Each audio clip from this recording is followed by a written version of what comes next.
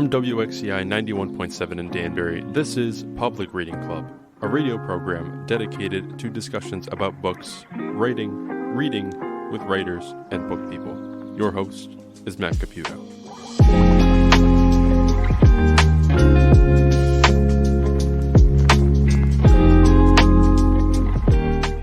Thanks for joining us again here on WXCI 91.7 from Danbury, Connecticut. This is Public Reading Club. I am Matt Caputo. I have been your host now for since we started the show last semester, and now it's the fall again here at Western Connecticut State University, and classes began today. It's so new here on campus that myself, our engineer and co-producer Patrick Frenette, and our guest today, John H. Richardson, we were all locked out of the studio for a little while, so we didn't get in here right away, but we made it in eventually, and this has got to be one of our best episodes of Public Reading Club. John H. Richardson is a prolific journalist, probably best known for his work at Esquire and Premier Magazine, also Playboy and New York Magazine. He's taught writing at several colleges. He kind of grew up living around the world with his father, who was a CIA agent, and he has a fantastic book about that called My Father the Spy. But he joined us today to talk about his most recent release, a collection of his crime stories called Not Guilty by Reason of Afghanistan and Other Stories. It's out now from the Stax Reader, NeoText, and the Sager Group, who just have done a fantastic job of bringing these really great magazine stories, some of them that do kind of take you back in time a little bit, but all of them are very entertaining. So if you can check out anything from the Stax Reader series, Alex Belth is the kind of editor and curator of that, and he's worked very closely with another prolific long-form journalist, Mike Sager, to put together a bunch of great collections, and this is one of them, Not Guilty by Reason of Afghanistan, by John H. Richardson, who came up to the studio and chatted with us today. It was really great to have him here. I was especially glad to have him on, considering that I just missed him by a little bit at SUNY Purchase, where I attended, and he actually taught there right after I left, and that was a little disappointing, considering he's somebody who would have been perfect to learn from. So just another case of me being a little late on everything I do.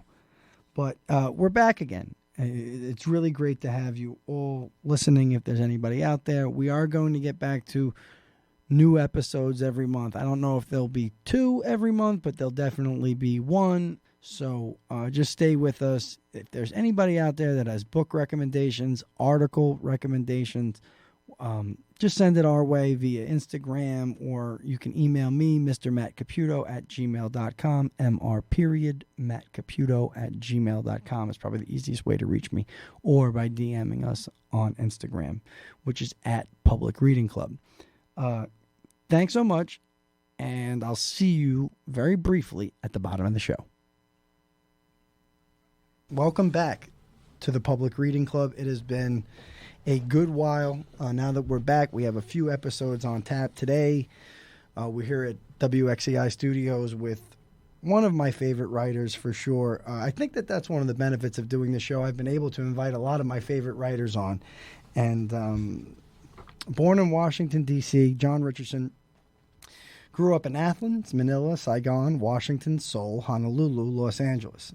He graduated from the University of Southern California and from Columbia University, looks like.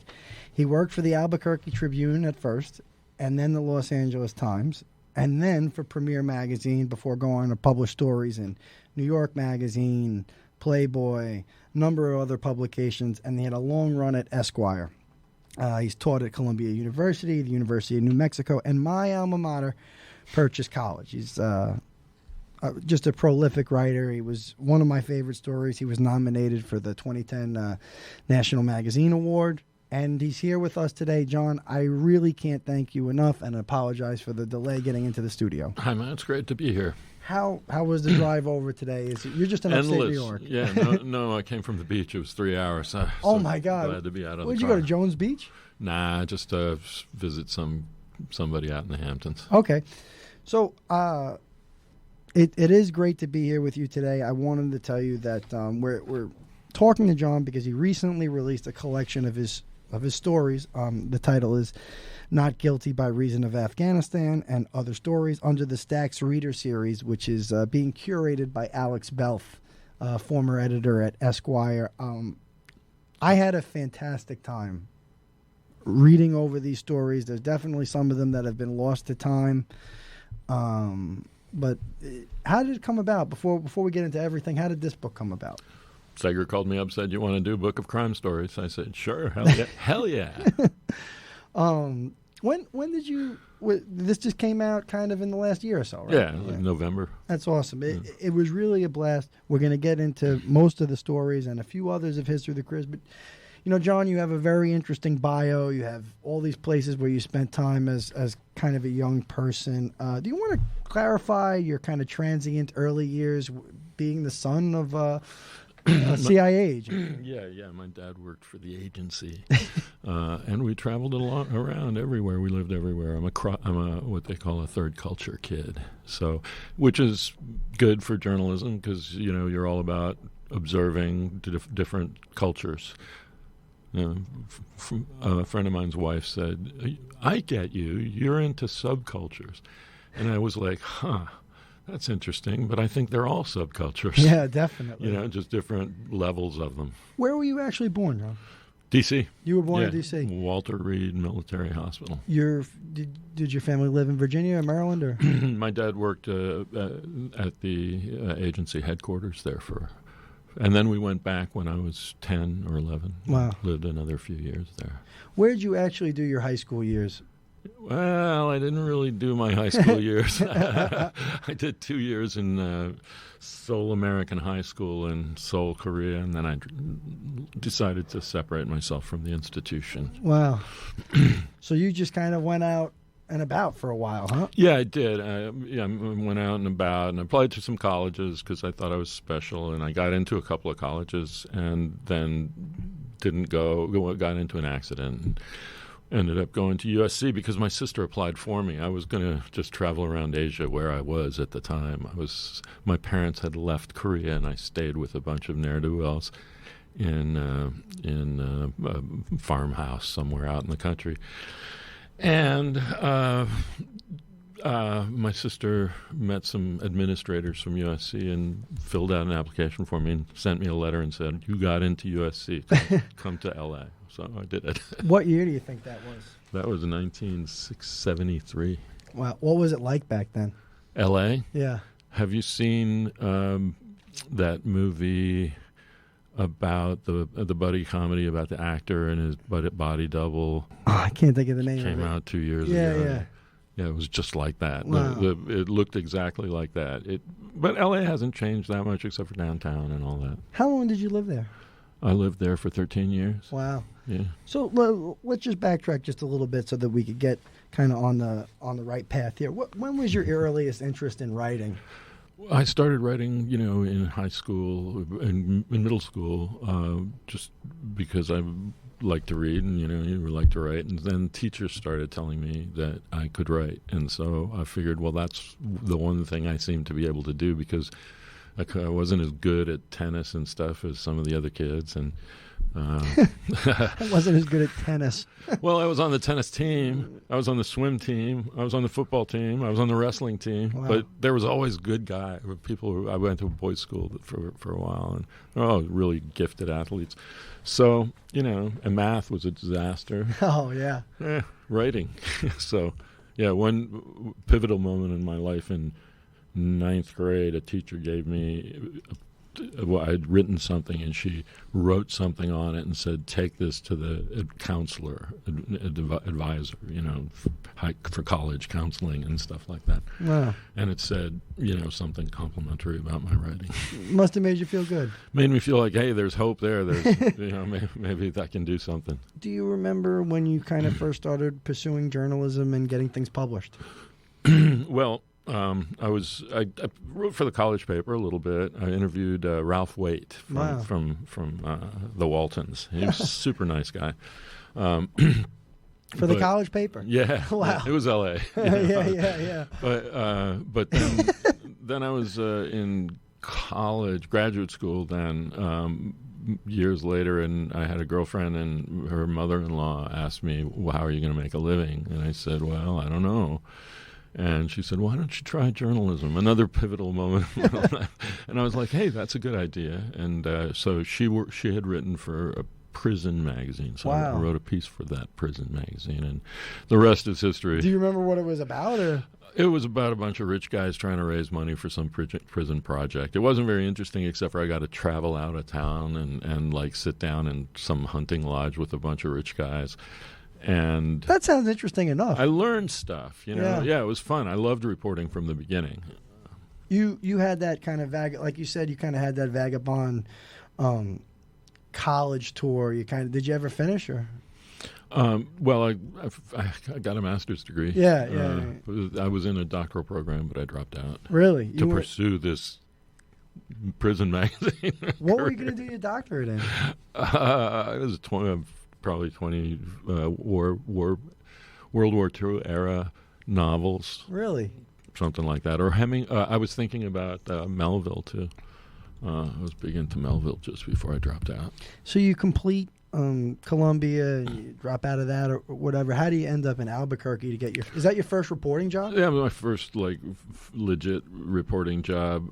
And a friend of mine had been offered the job and turned it down, and I started going after that. I was writing to them and were you sending them freelancing in New clips and York? stuff. Yeah, I was freelancing for different publications. I had a piece in The Voice, Wow. waiting in The Voice for years, and I was like, they'd accepted it and wouldn't print it, and I was like, I need that clip. Was but it finally, like a reported story? Yeah. But anyway, I just hounded the people in Albuquerque until they finally gave me the job, or gave me a tryout. They gave me a 2-week tryout. So you went out there, you living in a hotel or something? Something like that. I don't even remember where I stayed. I must have stayed in a hotel. But then I wrote for about 5 days, and they said, okay, you got the job. Wow. So it was good. It was good. What year was it? It was 82 or 3 or 4. Like 84. the world's 84. like a Coen Brothers movie, right? Back then over there? Or? It was. I loved that in New Mexico. It was a great place to be a police reporter. There were all kinds of colorful crimes and desperados, and just I like the small time crimes. Were you a crime reporter on the beat? That was my beat. Wow. I showed up at the police department at 5 a.m. to read the blotter under the supervision of the blotter lady. What stories kind of resonate or stand out from that era? You know, anything that you still think about or tell your kids about? Or I remember the guy who tried to steal presents for his for Christmas for his kids and got arrested. Wow. And so I went to the house, and they were, a Christmas tree with no presents underneath it, and all sad story. Woman who tried to rob a bank to pay off her boyfriend's debts with a lipstick tube. A one-legged prostitute who specialized in older guys, and she was a fundamentalist Christian. She no said, way. in the Bible it says you cannot offend the Lord through the flesh, or something like that. Wow. She had everybody has a reason, and that was an interesting thing to learn.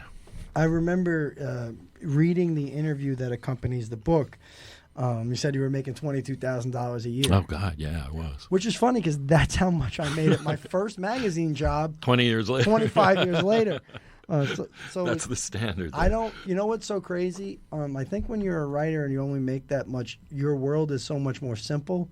I think maybe like you're always engaged in something kind of exciting. So it kind of, I don't want to say nothing takes the place of money, but you're always in something kind of exciting. So you feel the financial squeeze, but you also, you get invited to cool parties too. Yeah, that happens especially when you move to Hollywood. But no, I mean, it was super fun. I had a great time. I loved the newsroom, and had mentors who helped me out, and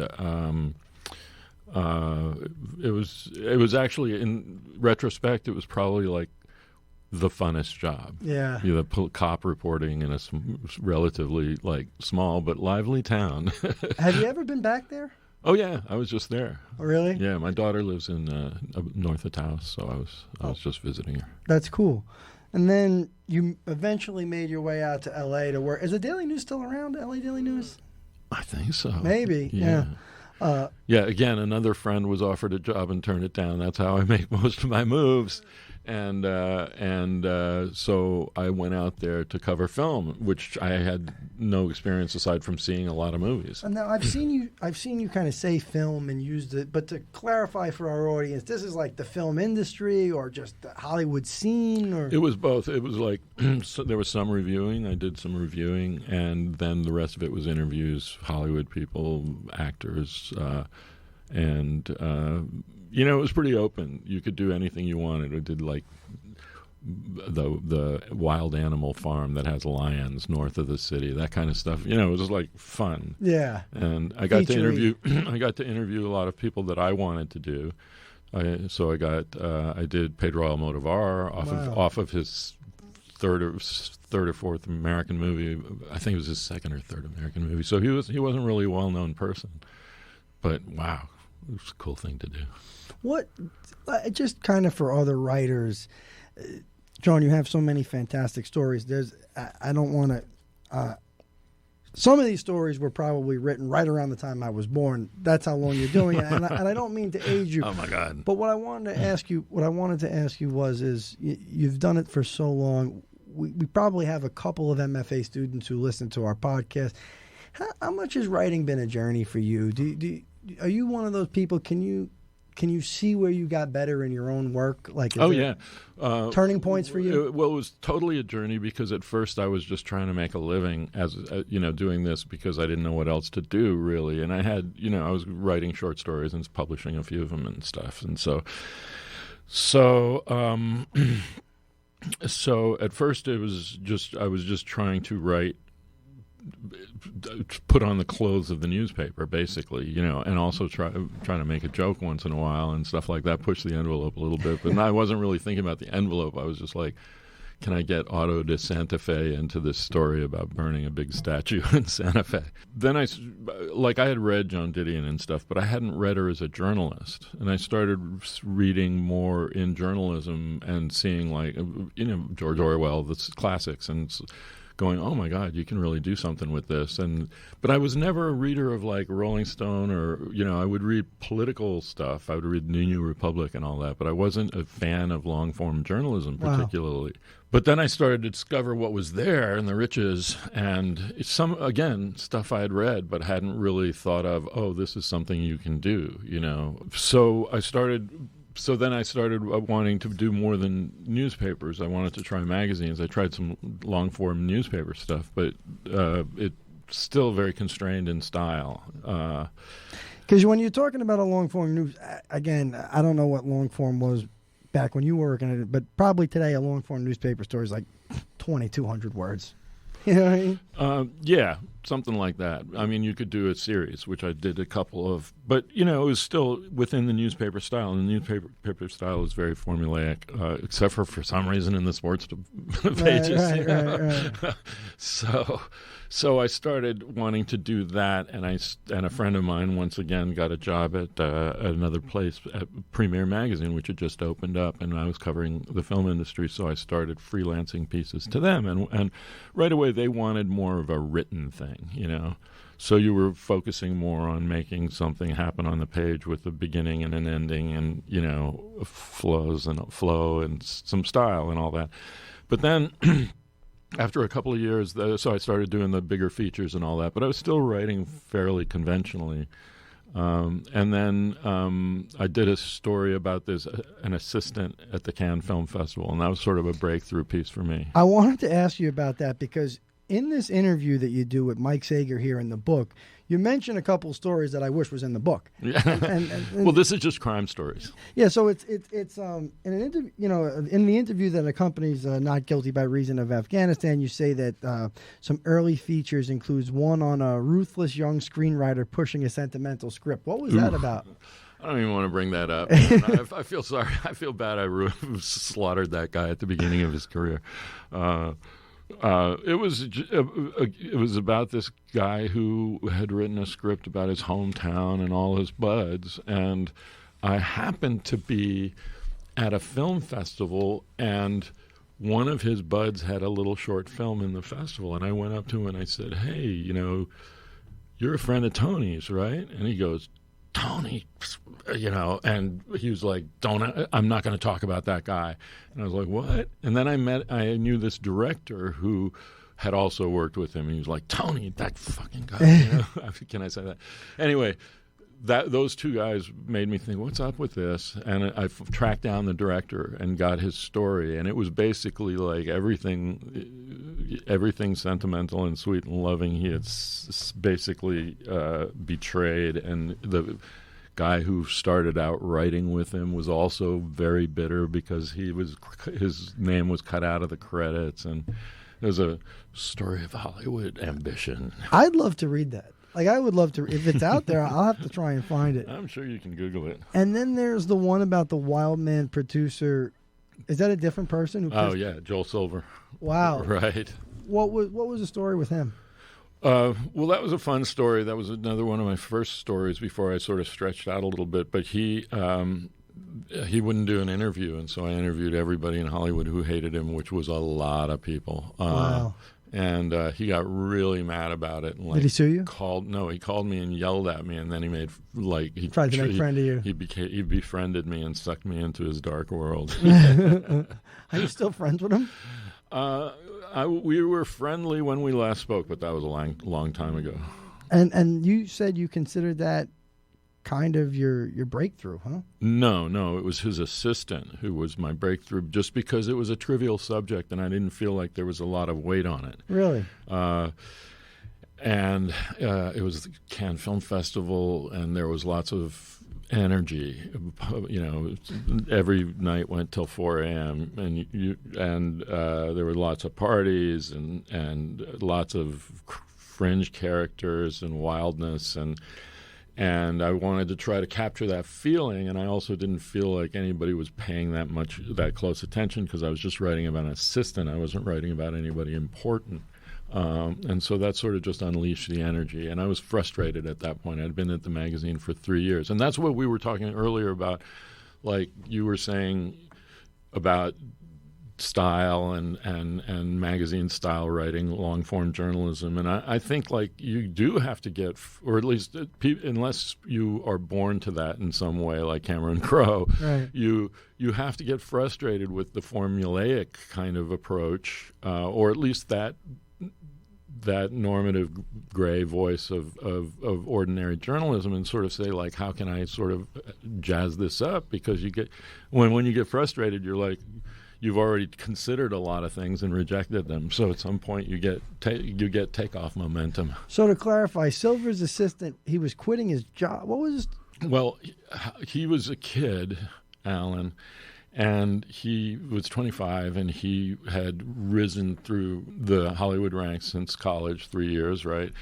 And his relationship with Joel Silver was a little bit tormented, and he had met these Middle Eastern guys who had a lot of money and they wanted to make B movies. And he thought, the Joel Silver Lethal Weapon kind of thing was B movies. And so he was coming out of that thing, and he was going to try to create himself as a mini Joel. And they had this movie that they'd made with this action star. So when I was doing Joel, he confessed to me on the beach that he had this plot to make his own movie and escape Joel, and become somebody. And I said, "Oh, that sounds like a cool story." That's the guy, Alan. Alan. So I would go to the set of his movie, and what was the name of the movie? Nemesis was the name of the movie. So we went. So that's the movie Alan was taking to Cannes. So he over the course of that year, he made it. I visited him at various locations and stuff, and got to know the Jean-Claude Van Damme substitute, Olivier Gruner, who was a lovely guy. And so then we went to Cannes, and by this time I knew these guys. I knew the Arab guys. It was a whole scene. It was hilarious. I mean, that sounds like a really interesting piece. Like that seems like you need a follow-up, you know? Well, the cool thing about Ken is I didn't realize until I got there is that there's the Ken, and then there's this whole sort of other level of Ken that is, I don't want to say rug merchant, just because they're Arab guys. But I mean, it's B movies, and it's Sylvester Stallone's brother is the star. Right. There's a lot of very familiar last names, but the first names do not. Yeah. That's interesting, and it's funny. See, I like that kind of louche world. And I don't see why editors hate it, but they generally do. But Susan Lyne, my beloved editor at Premiere, really let me off the leash a lot. Well, I think that's where the interesting stories happen. I don't like any story where you can kind of go in knowing essentially where it could go. I like the story where the writer didn't know where it was going to go, until the end. You worked at GQ. Was that were you on? God, was I at GQ? were you on staff there? Or you were just... Oh yeah, I wrote some pieces for GQ. yeah. Well, I just wrote some pieces for them. And Esquire, were you on? I was there for 18 years. Yeah, Esquire, I was a regular dude. You were one of the regular guys there. Writer at large. Yeah. But in this book, only the title story is actually from Esquire. Really? Is that true? Just and then. But most of them were like started at Esquire and rejected by them. Think so? No, at least a couple.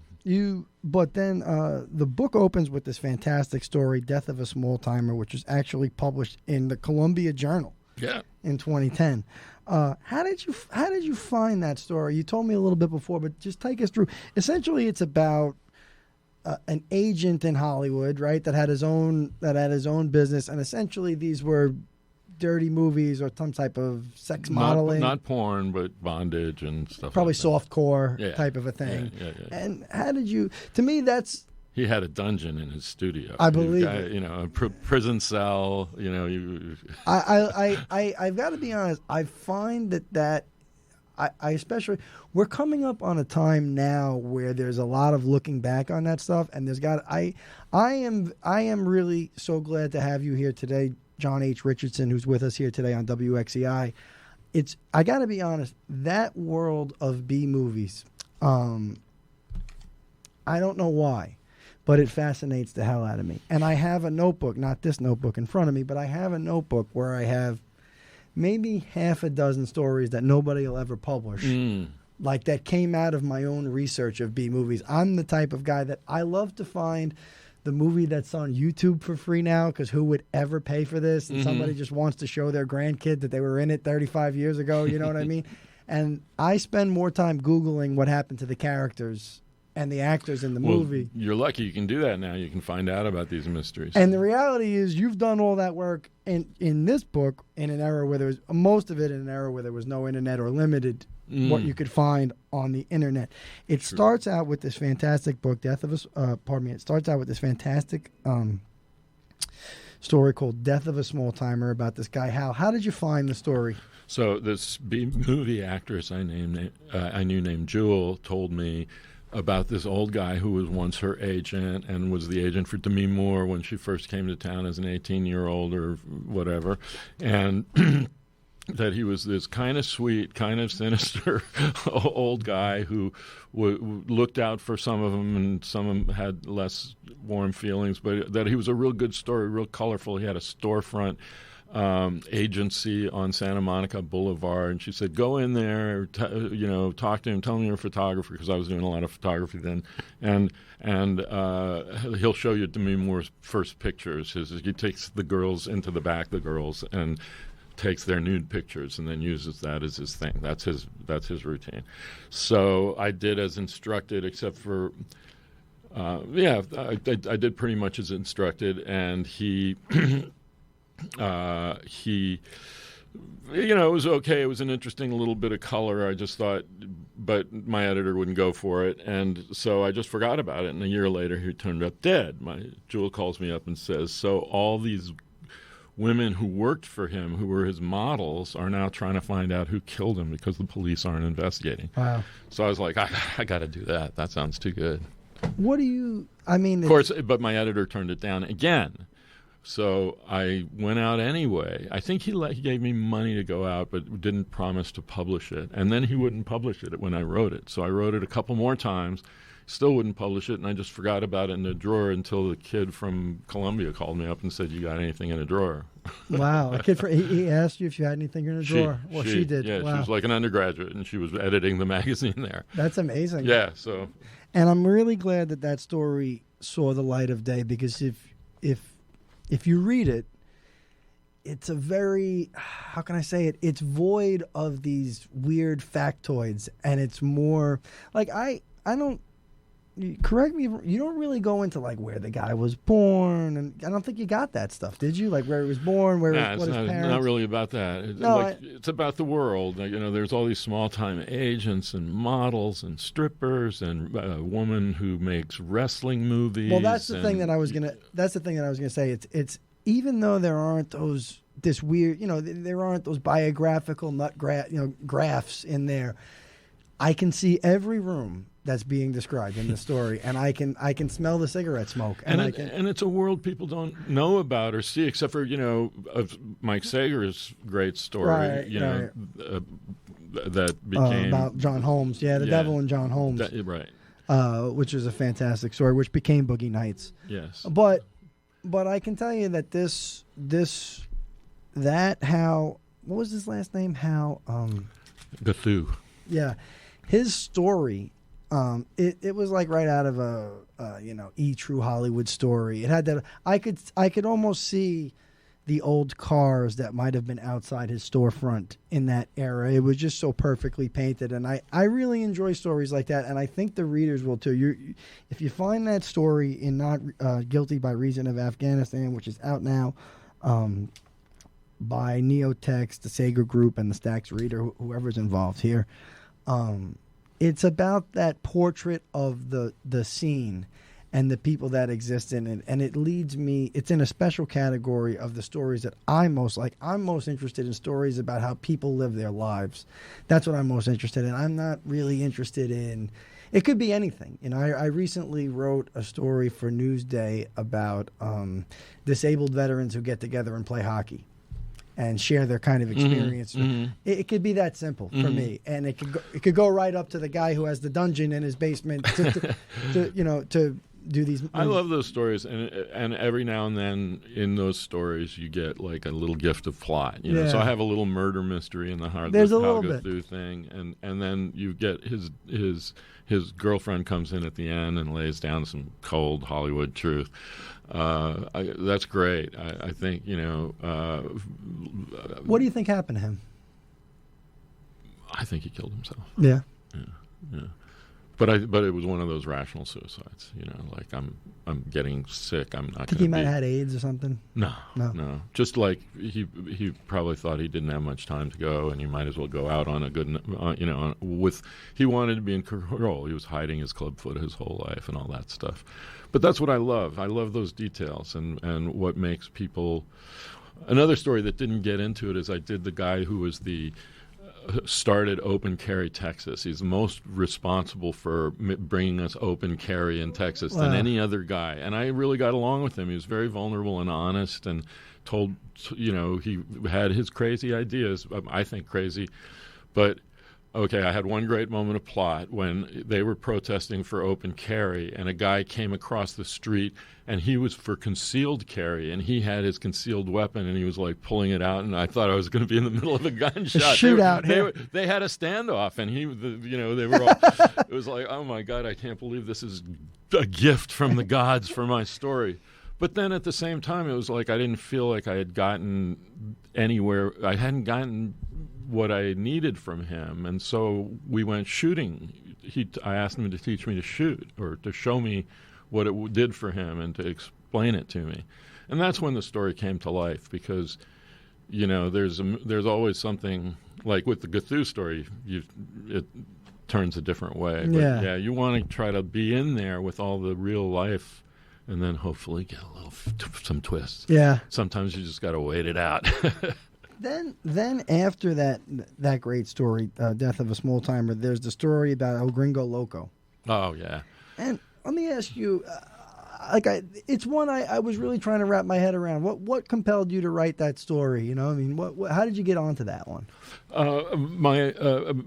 He was trying to write his story, and my agent showed me his story and said, you know, he can't write. I don't want to say that. He's a sweet guy. I still talk to him a lot. El Gringo Loco? Yeah. He came out to New York last year. We hung out. But, you know, it was a fantastic story in a way. He was a high school and college football player. He got, you know, injured and started taking narcotics, you know, oxycodone and stuff. He was a coach, and his mom, by that time he was a coach in a high school, and he was a good, sweet guy. And his mom said, you know, you should dry out. Why don't you go to Mexico and teach English for a while and dry out? So Guadalajara, it's like he immediately got into the party scene and started selling ecstasy for what turned out to be a member of the Sinaloa cartel. So he got deeper into it. He had his network and all of this, and got arrested and all that. So it's only a 10-year-old story, huh? Yeah. So basically it was like, well, this is like an interesting story that happened to you, but you know, you want to go back and introduce me to the cartel. And he wanted to go back, so we went back and hung out with Raul the Hitman, and it was quite a trip. And that was a Playboy story. They must have had a huge budget to do that one. Must have what? Must have had a huge budget to do that one. No, not really. Trip to Guadalajara. Yeah, probably fine. You know, hotel and but again. He's a genuine guy, and he's actually responsible citizen now and all clean and everything. But he also had like a real loyalty to the revolutionary criminal world, and sort of longs for it to this day, even though he's really glad he's out of it. And I wanted to ask you something. Are you a big note taker or recorder? Oh, hell yeah. Yeah, you're big on notes and recording. Because some guys aren't. I run the recorder. I introduce it fast, and I try to normalize it so that they pretend forget it's not there. Yeah. But I also like talk to my tape recorder. Sometimes I do make them aware that it's there. I don't want to like sneak anything else. No, I know what you mean. Especially not the people because I'm with them.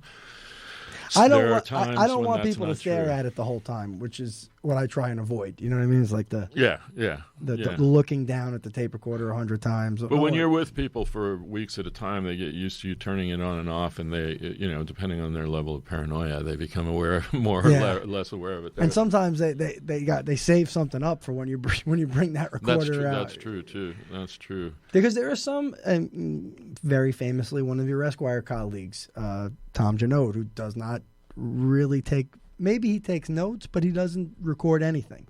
Well, some people are less dialogue driven than others, and I could probably write a whole story just in found dialogue. Me too, because I like the dialogue, and it brings people to life, and I don't need to be the person saying the thing. In fact, I prefer the scene to do the work. And you do that so often, and there's places where you use first person where it's so appropriate, and it's not like outside of it doesn't feel, you know what I mean, like it's taking over the whole story.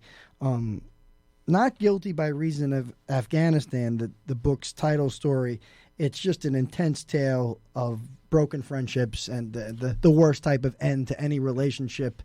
Being dismembered and buried in a shallow pit.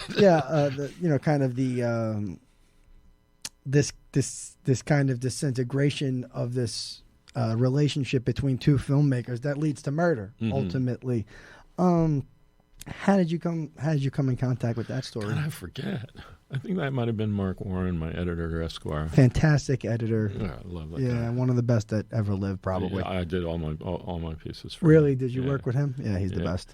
But anyway, that was it was funny how that story was just sort of everything came to me. Like everybody agreed to talk eventually, and I got into the prison and all of that. But essentially, these two filmmakers, Nathan Powell, and the other one was Jawed Weissel. That's right.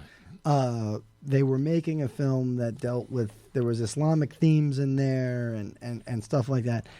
Ultimately, Nathan Powell killed Weissel and accused him of anti-American type of sentiment and activities, and which he claims led to, I guess was trying to claim it led to his temporary insanity into killing him. What was your take on the whole thing? Well, he was a disturbing person to meet. I've met a lot of prisoners over the years, and a few of them have been totally tweaked out, if you know what I mean. And he was one of them. I wouldn't want to be in a cell with the guy. Wow. And it's hard to know why somebody is like that. I mean, I met a guy who was in prison for 40 years who was innocent, and he was crazy violent in his 20s. He said, I went through my adolescence in prison, basically, so I was a nut for a while because I was in prison and an adolescent. But yeah, he was a disturbing guy, and his story was crazy, and he definitely had some kind of breakdown, I would say, you chop somebody up and all of that. And you see it. I mean, the golden for me was sometimes you were depending so much on interviews and meeting people and setting the scene and blah, blah, blah, and dialogue. But there it was the arrest report. My God, when I read that stuff, I just could not believe. The cops stopped him, and he had the body in pieces in the boxes in the back, and he's spinning these lies. Opening scene of a Stephen King movie or something. Second by second. It's like, I was going to the bathroom. Oh, no, I was going to bury. It's like, I was going to, oh, no, it was an accident. Oh, and you're just like, he's so paralyzed and desperate and disassociated that, it was a killer scene. And I thought that... Yeah, it was pretty crazy. I felt sorry for his wife, was trying to be loyal and everything. Right. And the Muslim community part of the equation were really bitter and angry, which I could understand why they would be, but they were just carrying, really not pleasant to be around. Yeah. And in the end, it seemed just like a nasty type of defense he was putting up. Oh yeah. Well, he was guilty as hell and all of that. But that said, I think there was. I mean, the elements that his homicidal madness fastened on were not completely illegitimate. He had these paranoid delusions about 9/11. He lived in Lower Manhattan, with a view of Lower Manhattan. He wasn't alone in that. Yeah. So there's he was sincerely disturbed. I mean, yeah. There's no doubt about it. And then in the that story, the title story, is followed by really my favorite story in the whole book. I can't say enough. I think that some people, sometimes in academic institutions, sometimes in other places, they don't really know what journalism and long form journal and how a well reported story could be as out of this world as anything that's made up or anything that's maybe art. You know what I mean? And this is one of the most fantastical, mind-blowing stories that I've ever read. So essentially, this story is another Hollywood tale from John H. Richardson, who's here with us today on WXCI, about this completely fraudulent would-be Hollywood actor, producer, financer, con man type of a guy by the name of Sonny Gibson, who... conveniently created a totally fictitious image of himself as a mafia member. Mafia kingpin. It was unbelievable. He wrote a biography. It was published. He was reviewed. I told you this before. There's no world. We already discussed that my favorite stories are about how people live their life. This guy is choosing to live his life in the craziest. Like, I can't even see the point after a while. Like, what's the point of this? You might as well just take the money and run and go. Well, interesting. Fame is a hell of a drug. I feel like this. I'm coming off sleazy. These are my crime stories, but this is a guy who pretended to have a 21-inch penis. Right. And well, this isn't in the story, but apparently he would rather use the plastic penis than actually have contact. Wow. Yeah, that's the demand. That's it. There is a little snapshot in here, no pun intended, where it says that he was actually using this white plastic prosthesis of some type while engaging in sexual activity. So it did seem pretty bizarre. But the list of things that this guy did to lie, at one time he tells somebody that he's Mel Gibson's brother.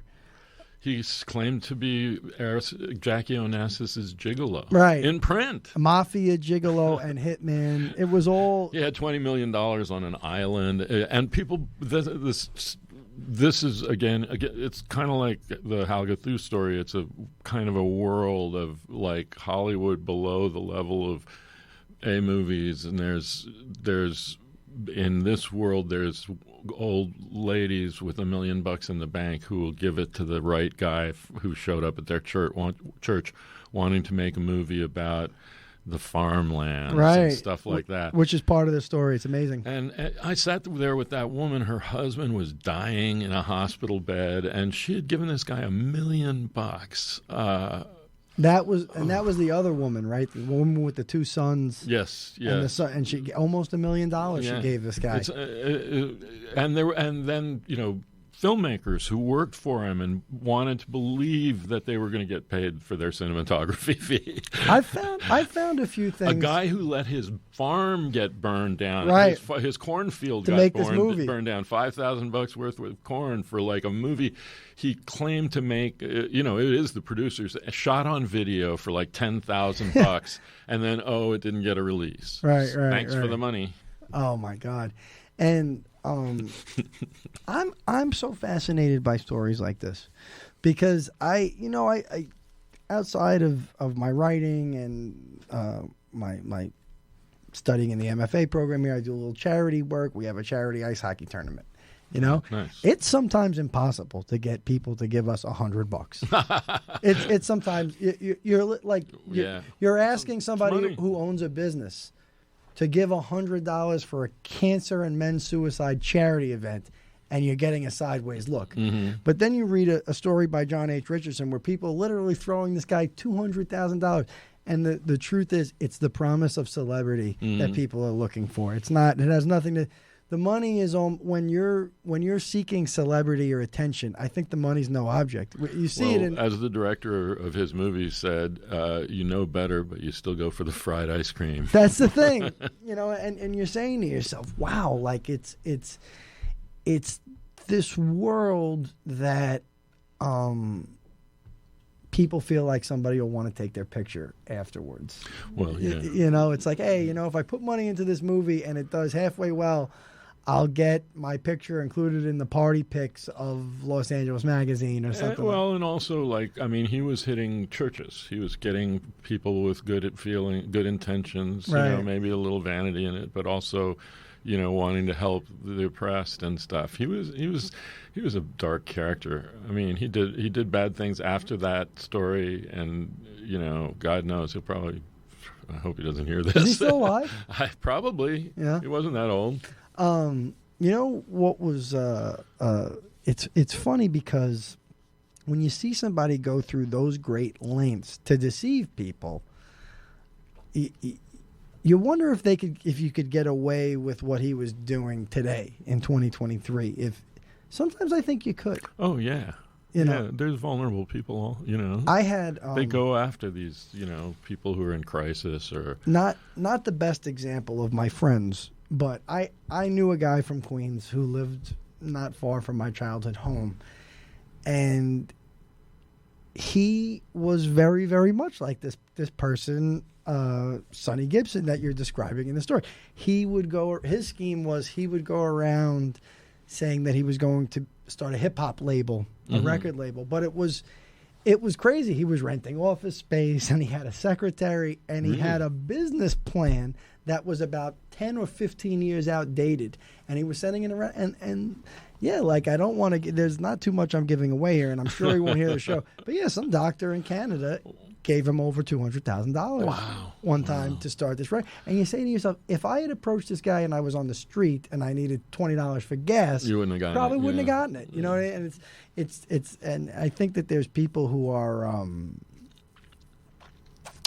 people who very much go asking for this type of stuff sometimes. I mean, the one woman who gave away all her family's money to these people, I mean, I wonder if there was anything sexual going on there. There must have been. You know what I mean? Like because that level of entanglement. I think there was probably, his flirtation. She was older, not that discounts it, but I think it was more like romantic than sexual. Right. I don't think, with her husband in the hospital, I don't think so. Not the way she was. But you never know. But, I like these stories.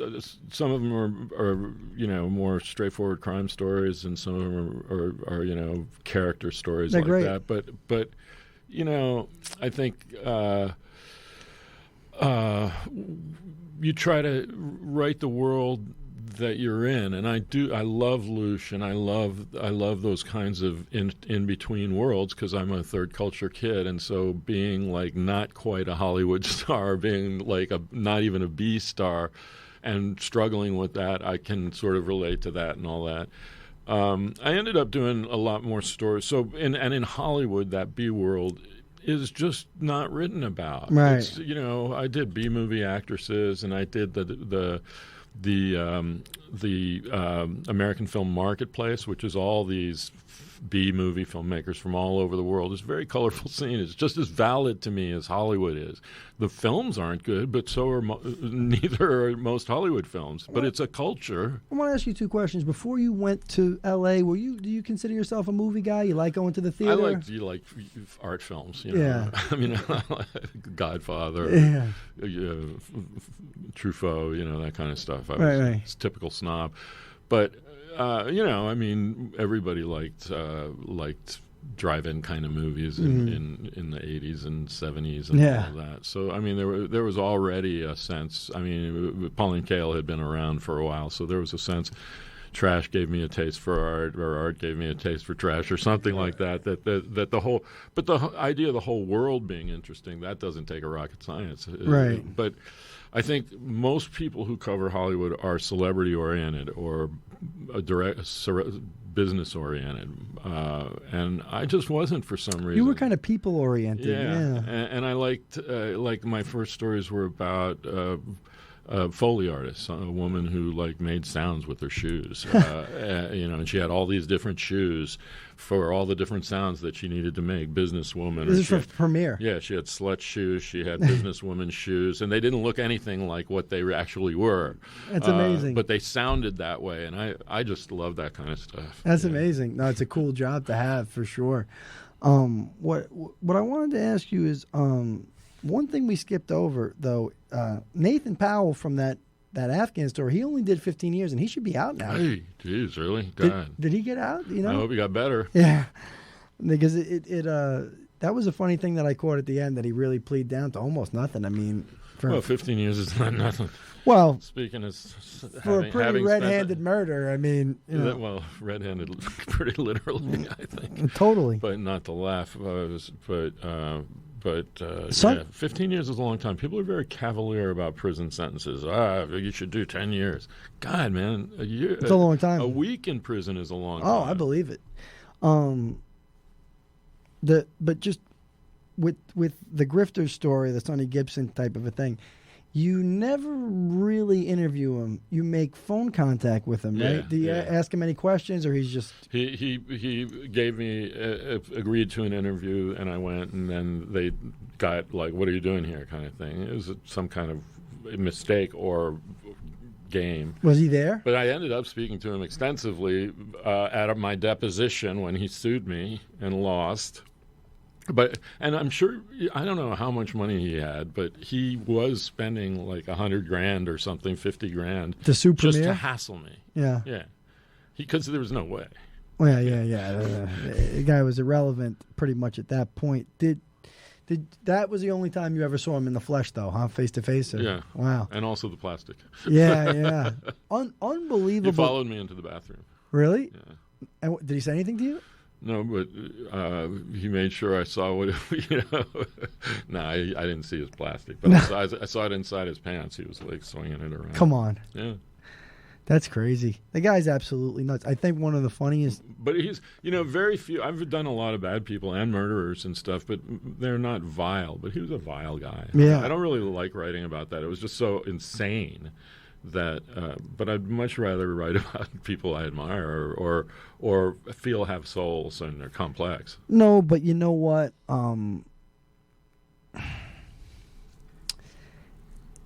It's a caution. In some ways, it's a cautionary tale about what you get into when you try and backdoor your way into Hollywood, or you try and kind of leech on. Because there's, again, we have something on this show. It was actually discussed a couple of episodes ago with a writer you may or may not know. He's a James Patterson collaborator named Michael Ledwidge. And I brought up to Mike that he's got maybe 20 books or something like that, over that, 20 novels. And Reed Farrell Coleman, I don't know if you know him, the crime writer, he was also a guest on the show. He's also got over 20 books, like 30 books or something like that. Lawrence Block, prolific crime writer. 100 books. Probably 100 books, but like 57 that we really know about. You know what I mean? He probably did do 100 under different names. That guy's incredible. He wrote a book that takes place in this city that he completely forgot about that I told him about. That's hilarious. Yeah. And the city of Danbury here. And so of all those writers that came on, there's actually only 3 movies. And only one of those 3 movies, they're all by Lawrence Block, only one of those 3 movies is actually true to the novel form, and that would be A Walk Among the Tombstones with Liam Neeson. It's interesting to see what gets made and what doesn't get made. And then he had one that they completely ruined, 8 Million Ways to Die. Oh, right. So he's actually had a couple of movies, but none of the 8 Million Ways to Die got moved to L.A. I mean, he's like the most prolific New York crime writer, and they moved the book to L.A. It didn't make any sense. And then I think, so basically 3 movies, they're all Lawrence Block's. How's that process been for you through the years? You've written, everybody loves these true crime stories. The last 30 years, I think we've heard, based on a true story more than anything. It's probably been written on movie posters more than anything. What's your experience been with Hollywood? Being that you were basically a Hollywood guy for almost 15 years. Yeah, well, I optioned a bunch of them, and some of them have gotten to screenplay stages. But the first one that's actually hit the screen is called Sing Sing. It's going to be at Cannes, the Toronto Film Festival next month. In the main competition, and it's a really good movie. It's about prisoners putting on a musical at Sing Sing, which I wrote for Esquire, a maximum security comedy. Yeah, that's amazing. What do you remember about doing that story? Oh God, it's very vivid because I had to go into Sing Sing every week. Were you living in Katona? I was living in Katona. I went in there every week for about 2 or 3 months, 2 months probably, to watch rehearsals. Auditions, rehearsals, the whole thing, and then the final production, which is at the Sing Sing Theater. It was a really moving thing and really, fascinating. It was cool because it was focused on them doing something. So I was really just sitting there with my notepad. I didn't interview them, I mean, I did, but it wasn't about that. It was about them rehearsing this show and putting it on under these grim conditions, the show, seeing them up on stage in costume, doing stupid stuff and like wearing grass skirts and things. Must have been hysterical. It was was great, and it was really moving. And the cool thing about the movie is one of the guys who was in the movie is the co-star. One of the guys who was in the prison is now the co-star of the movie. Wow! And a couple of the other characters were in the prison, and they're in the movie now. That's too. amazing. Yeah. Because the guys who made it were really. They went into prisons and they spent a lot of time with the prisoners and with the guy who was the director of the play, and have really put their souls into it. They didn't just like do a flyby. And it's instructive because I sold one story where I did my usual thing. I have a couple of paragraphs. I exist in the story. I'm sort of trying to find this runaway heiress. And I end up meeting her at the end of the story, but I'm just a reporter, right? In the movie version that they wrote a couple scripts of, I ended up with a gun, trying to in a car chase with her, trying to escape the bad guys. It was ridiculous. But those kinds of people are also the people who never call you, who don't ask for your notes, who the people who write the scripts. Yeah. And these guys wanted all my notes and everything they could get a hold of, and they optioned that script too, just so they had the rights to the material that the actors were performing. They wanted the real thing, and in fact their first drafts were almost like the story. Wow. And they became more fictional as their drafts went on. It was really interesting to watch. So just to kind of, because we have some listeners of the show. We've been just trying to figure out if people are actually out there listening, but some of the listeners might be in our MFA program, and I can only tell them so much about the process of. I've only kind of been through the most basic stages of what you're speaking about in the optioning thing. I did a story many years ago for the New York Times about emergency backup goaltenders. And listen, before I wrote it, I'm being real. Before I wrote about them, nobody knew what they were. And I could have written a 5,000-word easy story about it. In the blink of an eye, I could have written a 10,000-word story about it. There were so many little side stories. Ultimately, that, I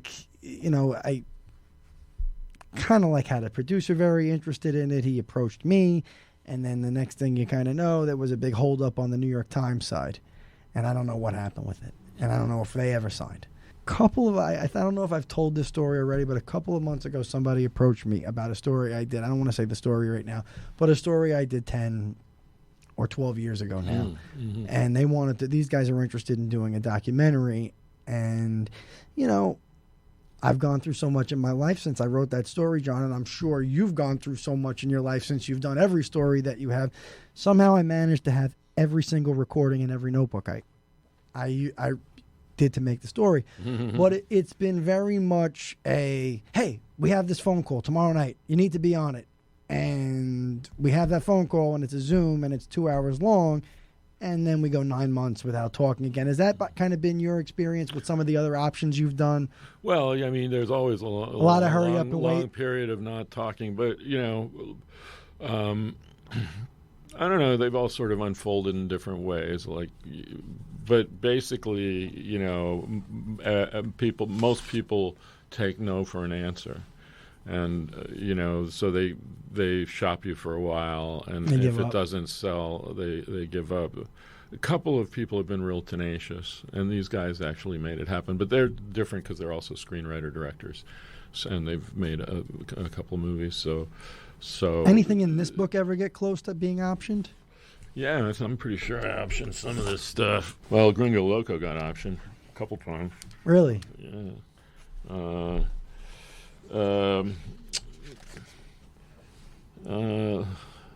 Wasp Woman. That was and I wrote the script, and the director just got in touch with me. Which one is it? This year, the Wasp Woman. And he's still going out with that script 20 years later or longer. That was like an early story. And you asked about the grifters. Both that and the Wasp Woman were trade stories. I used to love the trades because they would do a story and they would do it pretty good. You'd get the outlines of the story, and definitely with the grifters. I mean, he had published this book, and the reporter had said this book is a total fraud.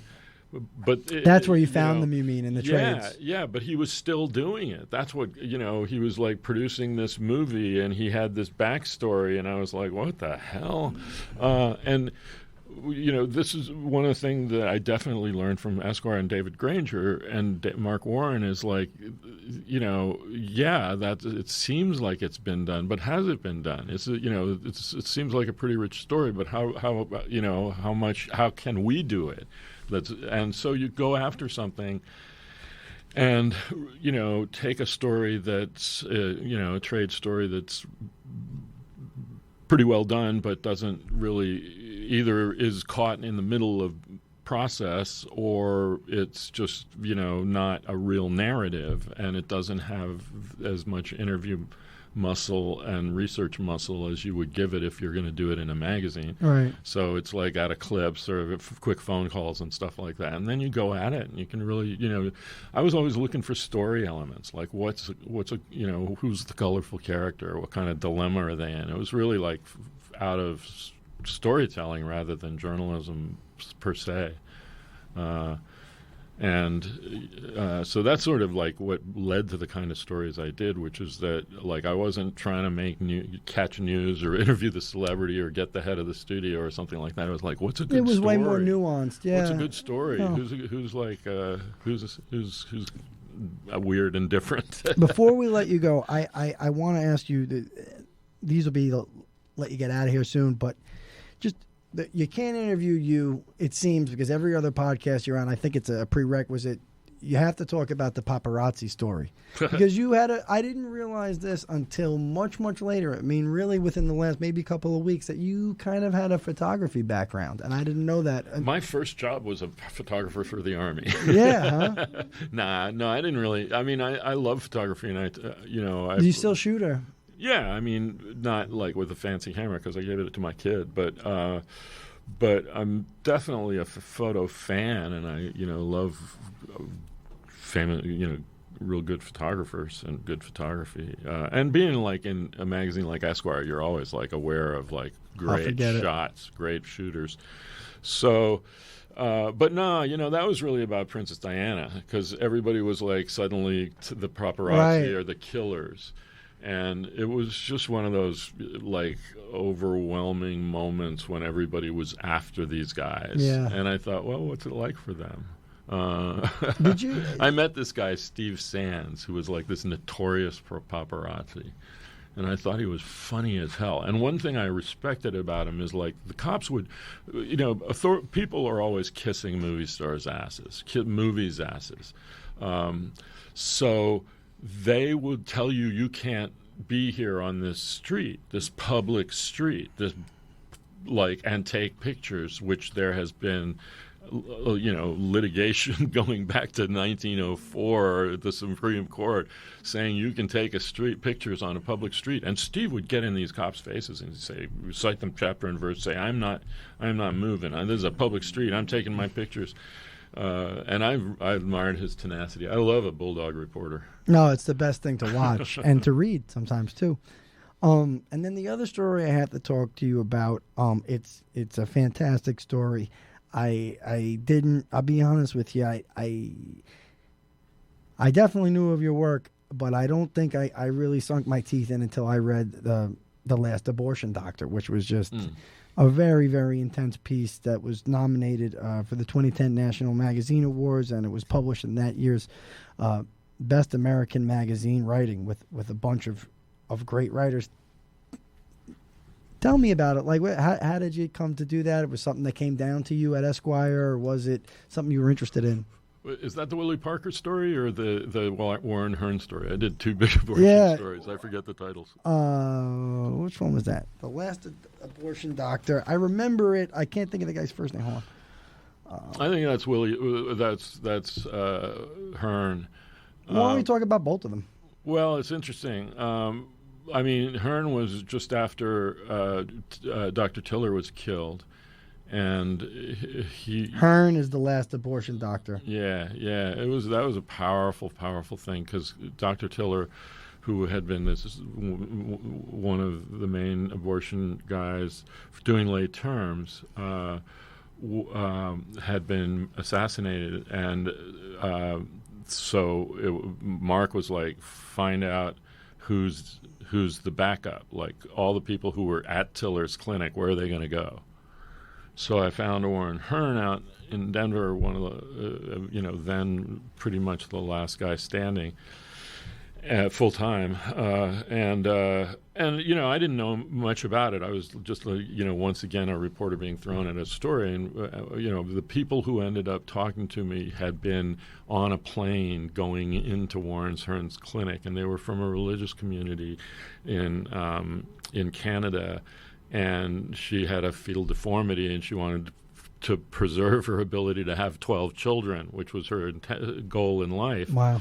And so, that's what I didn't understand, and what it's still most people don't understand is that those late-term things, they're mostly really disastrous, ghastly situations. And that's what I found myself in, because Dr. Hearn let me into his clinic and his life.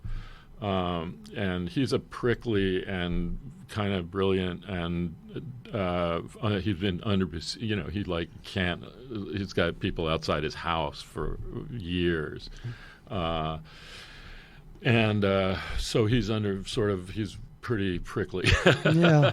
But his wife was a doctor also from Cuba, and they were, really in a difficult situation at a difficult time, and it ended with this interview with this couple that wanted sort of try to explain why they had to do that. It was powerful, man. It was powerful. And it's not like a story of sainthood or goodness. Or, no. These things are really nuanced. Just something that exists in the world, and your portrait of it in a lot of ways. Yeah, I mean, he wasn't really happy with that story. Really? Yeah, but just there's some tough parts in it. And then in the other story, to my astonishment, that guy let me into the clinic, and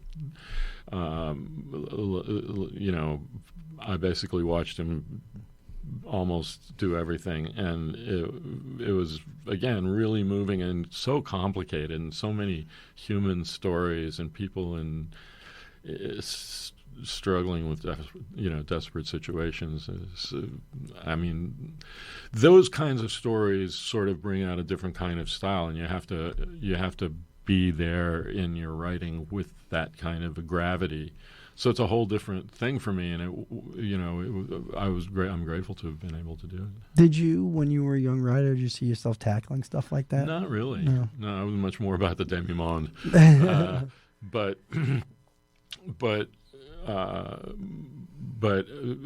Esquire, this might be interesting for your young MFA students, is like Esquire was always trying to figure out what to do with me, because I would do like oddball stuff, and there was some taste for that, but then there was like, well, can he do politicians? Okay, let's try politicians. Yeah, not so much for politicians. Some certain ones, but it has to be in the pocket. Yeah. A certain kind of guy I could do, and a certain kind of person I just couldn't resonate with. Right. And then, so, You're too cool of a guy, John, I think, honestly, man. I think you're a bit too cool of a guy to get with these geeky politicians. It's not that.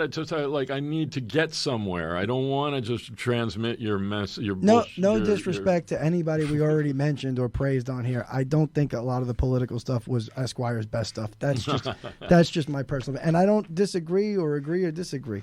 But I don't agree or disagree. But before we let you go, yeah.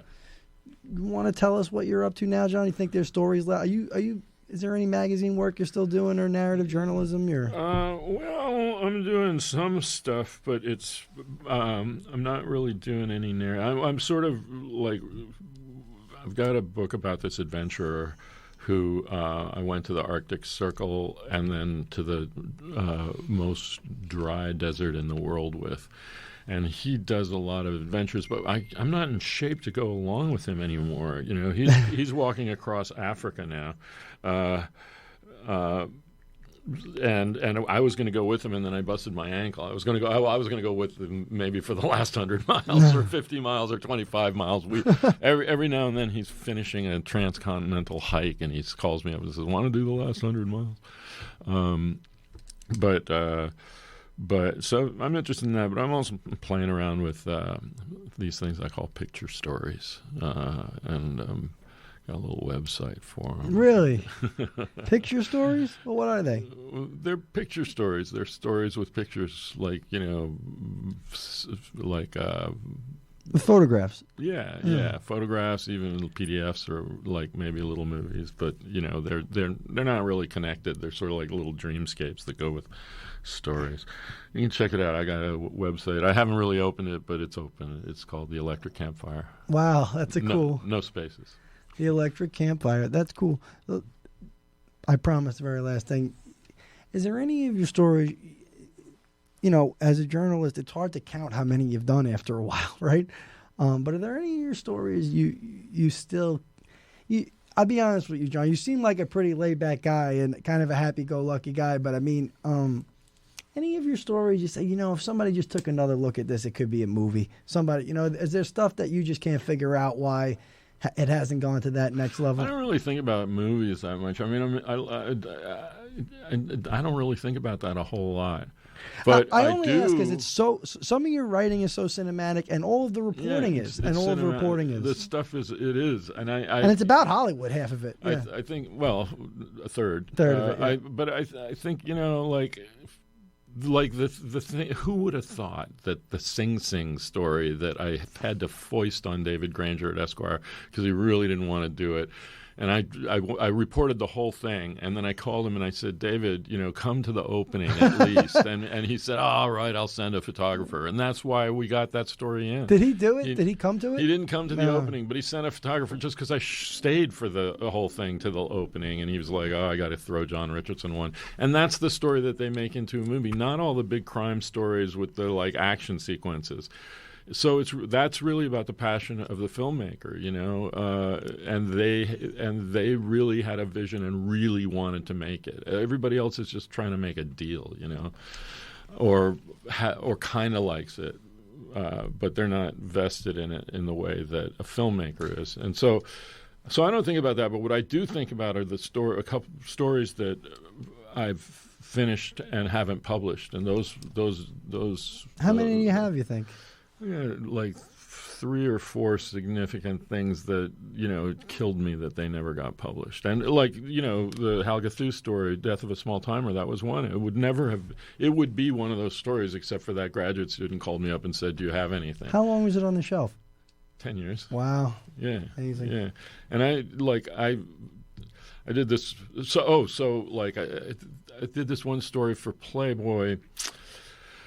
About a gigolo, a black guy who was a doctor who slept with white wives.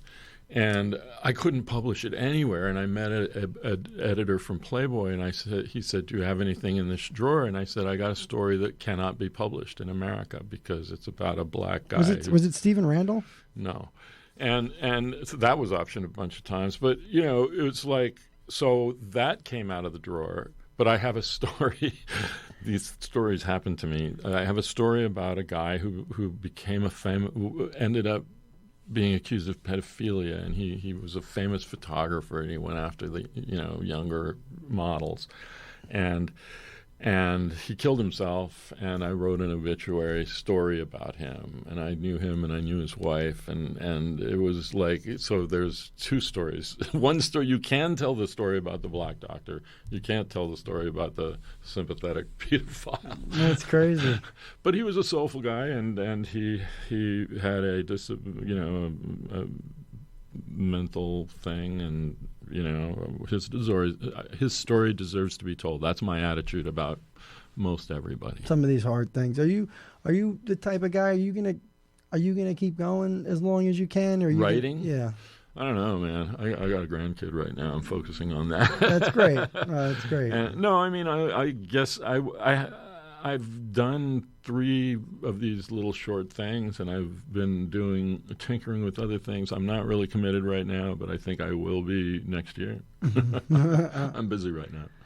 Well, John, listen, it was really, I can't tell you how much fun this was for me and how humbling it is to have you come in here. I'm just a huge fan of yours, and I really, really enjoyed the book. The book right now latest book, he has several books, including one about his father, the spy. My Father the Spy. The book that we spoke about today is Not Guilty by Reason of Afghanistan and Other True Stories. It is by John H. Richardson. It is available everywhere books are sold, from the Stacks Reader Series and NeoText. Thank you for joining us today, John. It really is just a pleasure. I hope we get to hang out one more time in the future, man. Thanks so much. Super fun. Appreciate it. So there you have it. Just a great chat with John H. Richardson, who's, a prolific journalist. I think we could have done 2 or 3 parts of this episode with him. He's just got so many stories that I didn't know about, and so many that after reading Not Guilty by Reason of Afghanistan, I wanted to talk to him about. And there's probably a bunch I'm going to go Google when I go home from here now. Stay with us. We're back up probably at least 1 episode a month on WXCI and available on streaming. So thanks for staying with us on Public Reading Club. We will be back soon. We'll be back with October episode within the next few weeks. I think we got something really cool up our sleeves. So again, read as much as you can and let us know what you're doing. Thanks again, and we'll see you on Public Reading Club.